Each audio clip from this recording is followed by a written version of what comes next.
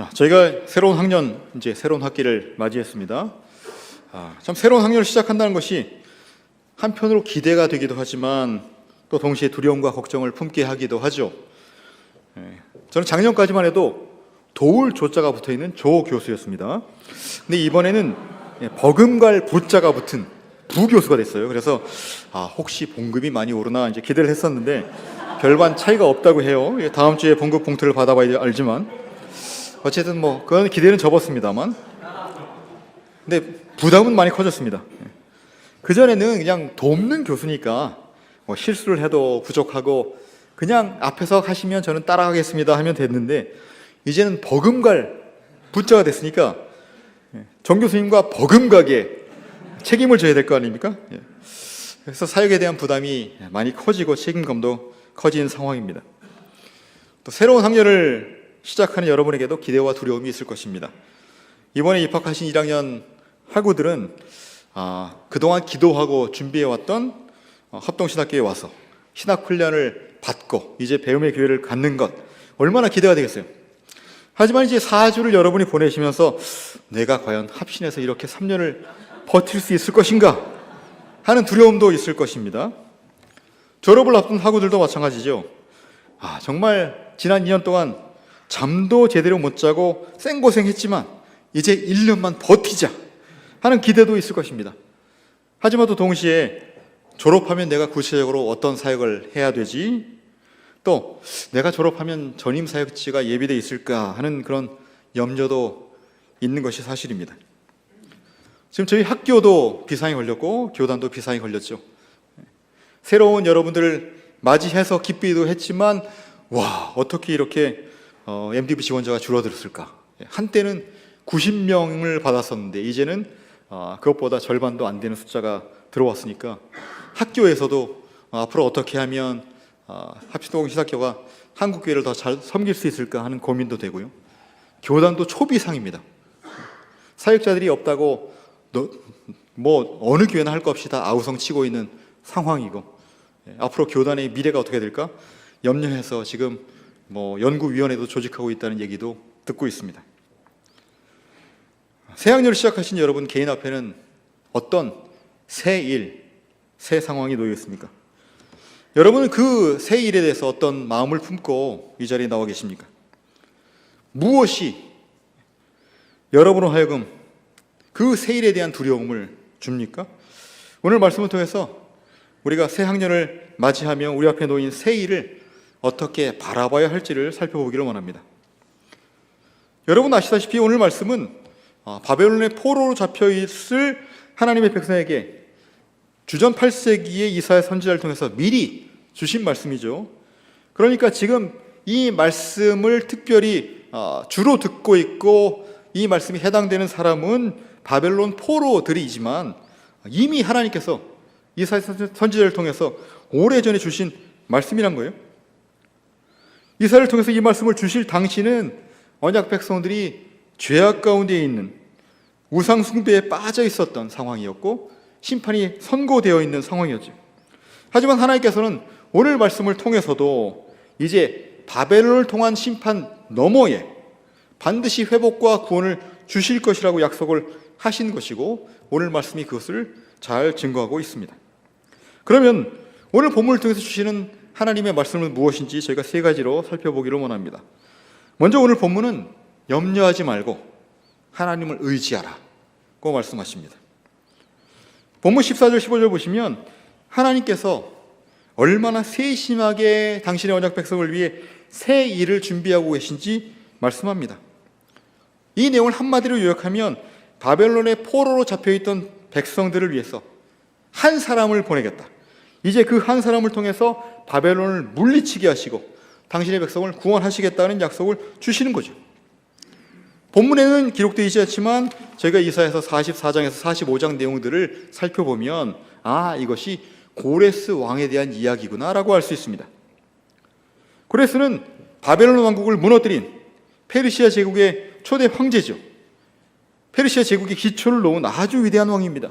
그 왕이 저희가 에스라 1장을 보면 바로 바벨론에 잡혀있던 이스라엘 백성들을 가나안에 돌려보내서 다시 성전을 짓게 만든 그 왕이죠.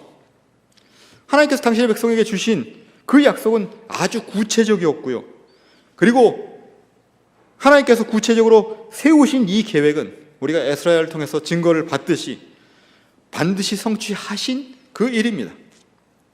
2023년을 맞이하는 여러분에게도 하나님께서 세심하신 그 새 일을 준비하고 계심을 믿고 또 그 계획을 성취하실 것임을 확신하시기 바랍니다. 그런데 오늘 본문에서 주목할 부분들이 몇 개 있는데요. 바로 이 계획이 하나님의 백성에 대한 변함없는 관심과 사랑에 근거하고 있다는 사실입니다. 여러분 14절 보시면 이렇게 말씀하는 부분이 있죠. 너희의 구속자요 이스라엘의 거룩한 자 여호와가 말한다. 15절에서도 마찬가지죠. 나는 여호와 너희의 거룩한 이요 이스라엘의 창조자요 너희 왕이다. 구원의 계획을 알리시는 이 하나님이 누구신지를 밝히시면서 자신을 이스라엘, 즉 언약 백성의 하나님이다 라고 밝히고 계신다는 거예요. 지금 이 약속을 받고 있는 백성들이 하나님께 순종해서 그를 기쁘시게 한 사람이라서 언약 백성으로 합당하기 때문에 너희 하나님이다, 너희 왕이다, 너희의 언약의 하나님이다 라고 말씀하는 게 아니라는 거죠. 그들은 극심한 죄악으로 인해서 성전의 파괴를 목도했고 약속의 땅 가나안 땅에서 쫓겨나와 바벨론의 포로로 끌려온 자들이고 하나님의 진노의 심판 중에 있는 그런 백성들임에도 불구하고 하나님께서는 여전히 그들과의 관계를 끊지 않으셨고 여전히 그들이 하나님이라고 밝히고 계시다는 거예요. 특히 우리 눈을 사로잡는 그 부분이 있다면 14절 중간에 있는 아주 짧은 표현이죠. 너희를 위하여. 너희를 위하여. 바벨론의 포로로 잡혀있던 백성들은 아마도 하나님은 더 이상 우리에게 관심을 두지 않으신다라고 생각하면서 절망에 빠져 있었을 것입니다.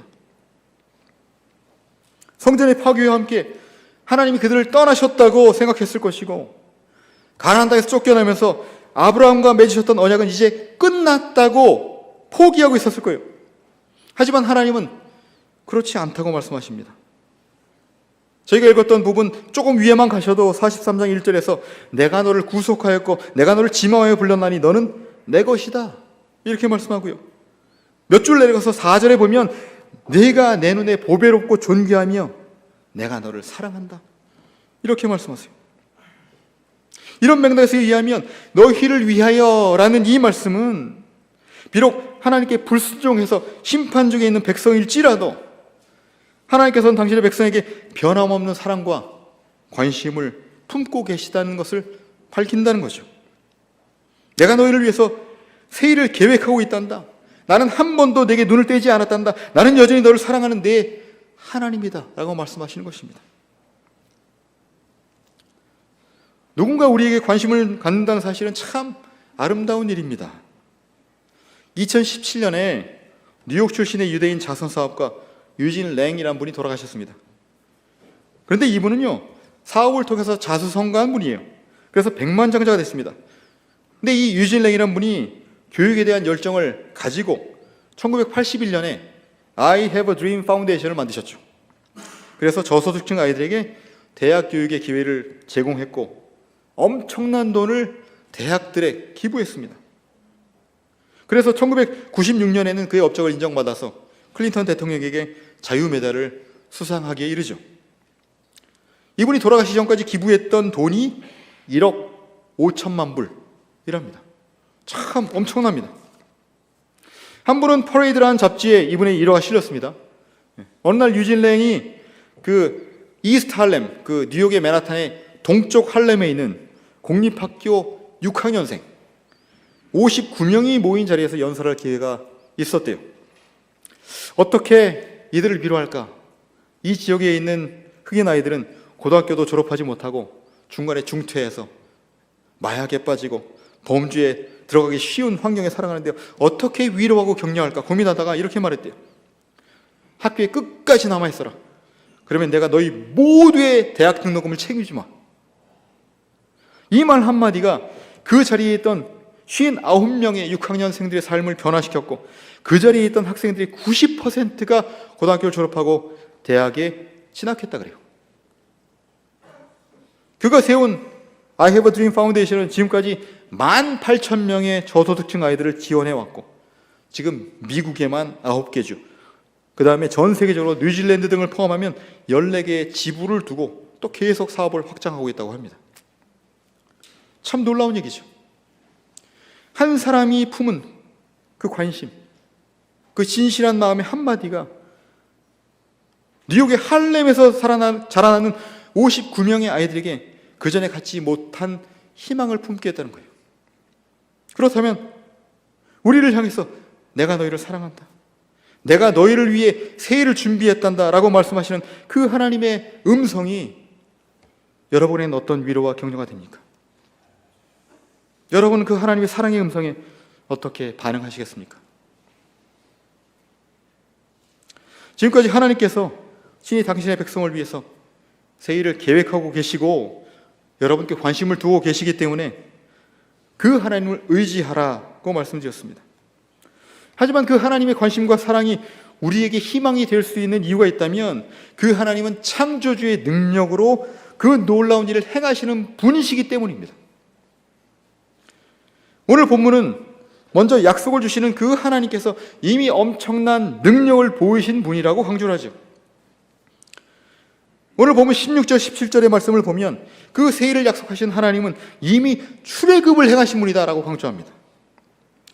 그분은 거칠고 맹렬한 바다 한가운데 길을 내셔서 200만이 넘는 이스라엘 백성들이 홍해를 건너게 하신 분이고, 그분은 또한 그들을 추격해오는 맹렬한 애굽의 말과 병거를 홍해 한가운데 빠뜨려 몰살아 심고 애굽에서 종살이하던 당신의 백성을 구원하신 분이에요. 얼마나 놀라운 사건입니까? 이 출애굽 사건은 이스라엘 백성들이 어려움을 만날 때마다 기억했던 놀라운 역사적 기억이었습니다. 그런데 놀랍게 오늘 본문을 보면 이전 일을 기억하라고 말씀하지 않죠. 오히려 18절에서는 너희는 이전 일을 기억하지 말며 옛날 일을 생각하지 말라고 명령하십니다. 하나님께서 이미 이루셨던 놀라운 구원의 사건을 기억하는 것이 잘못된 일이기 때문에 그런 것이 결코 아니죠. 과거에 역사하셨던 하나님의 은혜를 기억하는 것은 우리 신앙생활에 있어서 성공의 열쇠입니다. 저도 그래요. 저도 지금까지 살아오면서 하나님께서 베푸신 그 은혜의 순간들을 기억하면서 중간중간에 나태하고 넘어질 때마다 다시 하나님께 돌아가는 계기를 마련받죠. 그래서 신명기에서 반복해서 과거를 기억하라고 하는 거죠. 신명기 15장 15절을 보시면 너는 애굽 땅에서 종 되었던 것과 내 하나님 여호와께서 너를 속량하셨음을 기억하라 말씀하죠. 이사야서 46장 9절에서도 너희는 옛적 일을 기억하라고 말씀합니다. 그런데 그럼에도 불구하고 이전 일을 기억하지 말며 옛적 일을 생각하지 말라고 말씀하시는 거죠. 왜 그렇습니까? 바로 하나님께서 약속하시는 이 새로운 구원의 사건은 이전에 경험했던 것과 비교할 수 없는, 그것을 훨씬 뛰어넘는 놀라운 것이 될 것이기 때문에 그렇습니다. 오늘 본문 19절 20절을 보시면 하나님께서 이루실 새일이 과거의 출애굽 사건보다 얼마나 더 놀라운 사건이 될지를 소개합니다.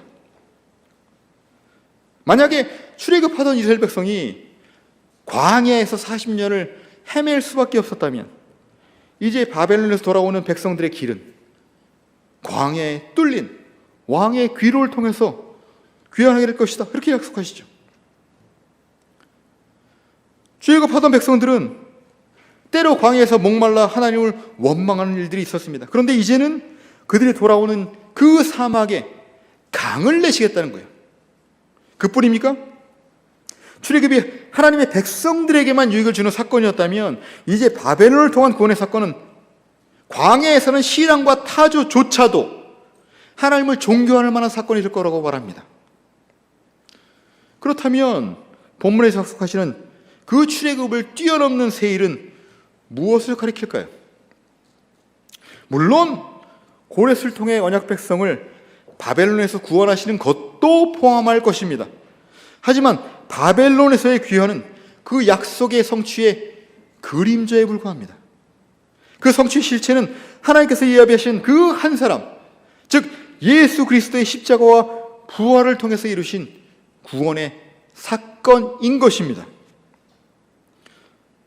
여러분이 좋아하고 암송하시는 고린도후서 5장 17절의 말씀이 있죠. 그런즉 누구든지 그리스도 안에 있으면 새로운 피조물이라. 이전 것은 지나갔으니 보라 새 것이 되었도다. 자, 그런데 여기에서 나오는 이전 것과 새 것으로 번역되어 있는 헬라어 단어들은 오늘 이사야서 보면 17절, 18절에 등장하는 단어에 대한 70인경의 헬라어 단어들과 일치합니다. 놀랍죠? 다시 말하면 사도 바울은 이사야서를 인용함으로써 예수께서 십자가에서 이루신 구원이 바로 이사야를 통해 알리셨던 새 일의 성취라고 알리고 있는 것입니다. 예수 그리스도를 통한 구원은 허물과 죄로 죽었던 우리를, 사탄의 종로로 타던 죄인들을 구원하셔서 하나님의 자녀로 삼으신 놀라운 이해할 수 없는 사랑의 사건이죠. 예수 그리스도의 십자가와 부활은 인류의 모든 죄를 다 사하실 규모의 엄청난 일이었을 뿐 아니라 세상의 권세자들을 무기력하게 하시고 그의 권세를 드러내신 사건이라고 성경은 말씀합니다. 하지만 그 하나님의 구속의 역사는 과거 2000년 전에 끝난 것이 아닙니다. 성경은 이제 예수 안에 있는 저와 여러분이 사탄과 세상 권세에 굴복하지 않고 영원히 승리할 것을 보장받았다고 말씀하죠. 그 승리의 주 그리스도와 연합해 살아가는 우리가 그의 능력으로 넉넉하게 이길 것이라고 약속하고 있습니다. 아무리 걱정하지 말라고 약속을 해도 그 약속하는 사람이 해결할 능력이 없으면 소용이 없죠. 유진 랭의 한마디가 할렘의 아이들에게 소망이 된 이유는 그가 불우한 아이들에게 관심과 사랑을 가진 것, 거기에 그치는 것이 아니라 그 자신이 엄청난 재력의 소유자였기 때문에 그들의 대학 교육을 책임질 수 있으니까 위로가 된 것이죠. 하지만 그도 아이들의 인생 전부를 책임져 줄 수는 없습니다. 하지만 우리에게 새 일을 약속하시는 하나님은 그렇지 않습니다. 우리를 사랑하신 하나님께서는 이미 독생자 예수 그리스도를 우리를 위해서 내어주셔서 우리를 구원하신 사랑의 하나님이시고, 우리 하나님은 십자가에서 우주의 모든 권세를 무기력하게 하신 크신 능력의 하나님이시고, 우리 하나님은 지금도 우리와 성령으로 동행하시며 놀라운 일을 행하시는 분인 줄 믿으시기 바랍니다. 사도 바울은 이렇게 고백하죠. 자기 아들을 아끼지 아니하시고 우리 모든 사람을 위하여 내주신 이가 어찌 그 아들과 함께 모든 것을 우리에게 주시지 아니하겠느냐. 이 고백이 저와 여러분의 고백이 되기를 원합니다. 우리 인생에 놀라운 일을 행하실 하나님을 기대하시는 저와 여러분이 되시기를 주님의 이름으로 축원합니다. 자, 그렇다면 그 새 일을 대하는 저와 여러분의 마음가짐은 어떠해야 하겠습니까? 지금까지 말씀드린 것처럼 염려하지 말고 우리를 사랑하시는 하나님을 의지해야 하죠. 또한 이미 우리를 위해 놀라운 일을 행하시고 또 지금도 우리와 동행하시는 능력의 하나님을 의지해야 합니다. 하지만 그것이 전부가 아닙니다. 새 일을 통해 우리에게 품으신 하나님의 기대를 채우며 살아갈 사명이 동시에 주어졌습니다. 오늘 본문 21절의 말씀이 그것입니다. 한번 읽어볼까요? 21절. 자, 시작. 이 백성은 내가 나를 위하여 지었나니 나를 찬송하게 하려 함이니라. 14절에서는 하나님께서 너희를 위하여 새 일을 계획했다고 말씀했다면, 이제 21절 오면 나를 위하여, 즉 하나님을 위하여 하나님께서 새 일을 행하실 것이라고 약속합니다. 즉 하나님께서 처음부터 이스라엘을 지으신 목적, 즉 그들을 택하시고 구원하신 목적이 하나님의 찬송을 선포하는 것이라고 하는 거죠. 마찬가지로 그리스도의 십자가와 부활로 새롭게 창조된 피조물인 우리도 그 하나님을 찬송하도록, 그 하나님께 영광을 돌리도록 하는 사명을 갖고 살아가게 하셨다는 줄 저희가 기억해야 됩니다. 에베소서 1장 3절에서 14절 이 점을 명확하게 하죠. 그리스도 예수 안에서 우리에게 베푸신 신령한 복들을 자세히 열거하면서 12절과 14절의 목적을 밝히잖아요. 이는 우리가 그리스도 안에서 전부터 바라던 그의 영광의 찬송이 되게 하려 하심이라. 이는 우리 기업의 보증이 되사 그 얻으신 것을 속량하시고 그의 영광을 찬송하게 하려 하심이로다. 베드로전서 2장 9절도 마찬가지입니다. 그러나 너희는 택하신 족속이요 왕같은 제사장들이요 거룩한 나라요 그의 소유가 된 백성이니 이는 너희를 어두운 데서 불러내어 그의 기이한 빛에 들어가게 하신 이의 아름다운 덕을 선포하게 하려 하심이니라. 이 목적을 분명히 품지 않으면 하나님께서 우리에게 계획하신 그 새 일이 우리 삶에 온전히 성취될 수 없습니다. 그저 하나님께 그냥 사랑만 요구하고 하나님께 놀라운 일을 행하시기만 기대하는 반쪽 신앙, 우상 숭배로 빠질 수 있다는 거예요. 작년 2월 대도 조순영 목사가 16번째로 철창 신세를 지었다는 뉴스를 들었습니다. 도둑질로 수차례 감옥을 들락날락했던 조순영 씨는 1982년에 체포돼서 급기야 15년형을 받고 수감 생활을 하죠. 그런데 수감 생활 8년 만에 예수를 믿게 됩니다. 그리고 출소하고 나서 1998년에 목사 안수를 받아요. 그리고 일본 노숙자를 돕겠다고 선교사로 도쿄를 찾아갑니다. 그런데 출소 2년 만에 선교로 찾아갔던 도쿄에서 도둑질을 하다가 다시 체포돼서 4년 동안 수감 생활을 하죠. 그게 끝이 아니에요. 2005년에 다시 도둑질하다 잡혀서 3년 복역. 그 이후에 2010년, 2013년, 2019년에 각각 체포돼서 수감 생활을 하게 됩니다. 그러다 재작년 12월, 2021년 12월에 출소됐어요. 그런데 그 84세 된 노인네가 다시 2달 만에 도둑질하다가 체포됐어요. 조순영 목사님께서. 전 양은이파 두목 조양은 목사님도 마찬가지입니다. 이 양반도 15년 동안 수감 생활하다가 예수를 믿고 출감한 다음에 교회 다니면서 대형 교회 다니면서 간증 집회 1타 강사였어요. 하지만 그렇게 출감한 지 5년 만에 다시 갈치와 도박으로 도박하다가 징역살이를 하죠. 그리고 출소하고 나서는 이제는 제대로 내가 주님을 위해 살아야겠다고 생각하고 한 세대 신대원에 가서 공부를 하고 순복음교회에서 목사 안수를 받습니다. 그리고는 몇 년 후에 은행에서 수십억을 대출을 받고 그 돈을 들고 해외로 튀어서 도망가서 도피 생활을 하다가 필리핀에서 잡혀서 징역 생활을 하게 되죠. 예수 믿고 결단하고 신학교에 와서 훈련받고 목사 되면 뭐합니까?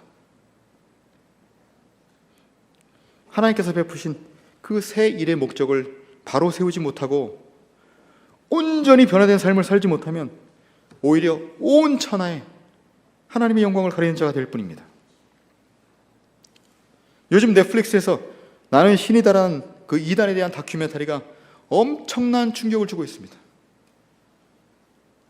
그 사람들이 처음부터 이단이 되려고 마음을 먹은지는 모르겠지만 사람들이 열광해주고 그렇게 누리는 영광이 익숙해지면서 점점 더 심각한 죄악에 빠져든 모습 너무나 충격적이잖아요. 지난주에 정말 만났던 사람들마다 그 얘기를 하더라고요. 나는 신이요 봤어요? 우와 진짜 저도 보면서 입에서 평소에 제가 진짜 오랫동안 잊어먹었던 그 쌍소리들이 막 입안에서 막 오고 하더라고요 진짜.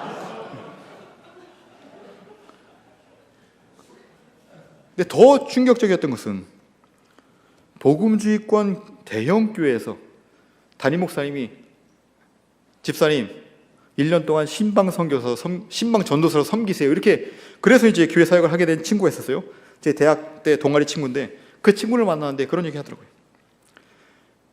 그냥 교인으로서 담임 목사님을 볼 때는 너무나 존경스럽고 모든 것이 다 좋아 보였는데 신방 전도사로서 사무실에서 담임 목사님을 대하니까 우와 이건 뭐 기업 회장이 따로 없네?